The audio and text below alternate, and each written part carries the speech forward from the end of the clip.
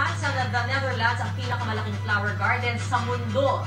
Mula sa Lis, Netherlands, yan ang bagong balita ni Europe correspondent Desiree Aguilar. Kabilang ang mga turistang Pinoy sa mga milyong-milyong turista na dumadalaw sa Keukenhof Garden sa Lis, The Netherlands. Sa labas pa lamang, sasalubungin ka na ng mga hanay na makukulay at naglalakihang tulips. Halos hindi kayang isang araw para maikot ang 32 ektaryang garden na naglalaman ng iba't ibang klase, uri at kulay ng mga bulaklak mula sa iba't ibang panig ng mundo. Mula sa pinakamaliliit hanggang pinakamalalaking roses at mums hanggang sa pinaka-rare o protected fauna.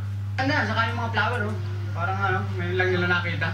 Hindi makakita sa Brazil. Dito lang yata ang pinakamaganda flower Well known kasi sila dito sa tulip beauty, na? So iba yung makikita mo sa photos kasi personal yung beauty of nature. Curious ako ano ba talaga yung Keukenhof. So kaya kami nagkayayaan na pumunta rito to see the nature. Mayroon ding playground, restaurant at greenhouse na pwedeng pagbilhan ng flower bulbs. Ang Keukenhof ay halaw sa Dutch name na ang ibig sabihin ay kusina. Ang dating hunting ground kasi na ito ang pinagkukunan din ng mga pagkain inihahanda sa kusina ng palasyo ng dating Duchess na si Jacoba van Buren. Tuwing Marso lamang binubuksan sa turista ang Keukenhof Flower Garden. 20 ng Mayo naman ito sinasaran sa publiko. Mula Netherlands, Desiree Aguilar para sa Umagang Balita.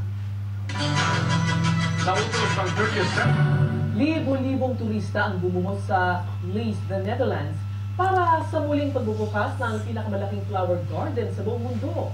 May report si Desiree Aguilar.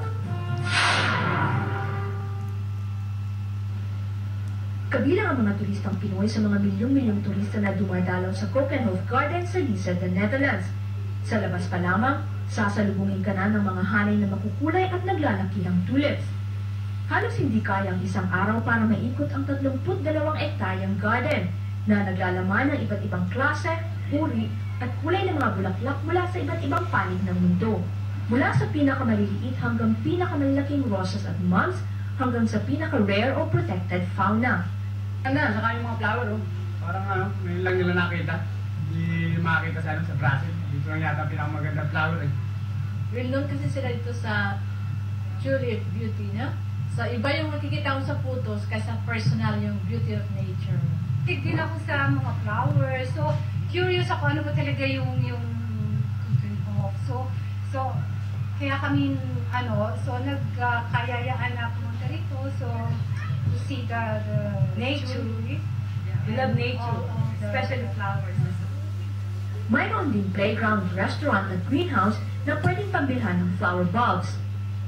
Ang Keukenhof ay halaw sa Dutch name na ang ibig sabihin ay kusina. Ang dating hunting ground kasi na ito ang pinagkukunan din ng mga pagkain inihahanda sa kusina ng palasyo ng dating Duchess na si Jacoba van Buren.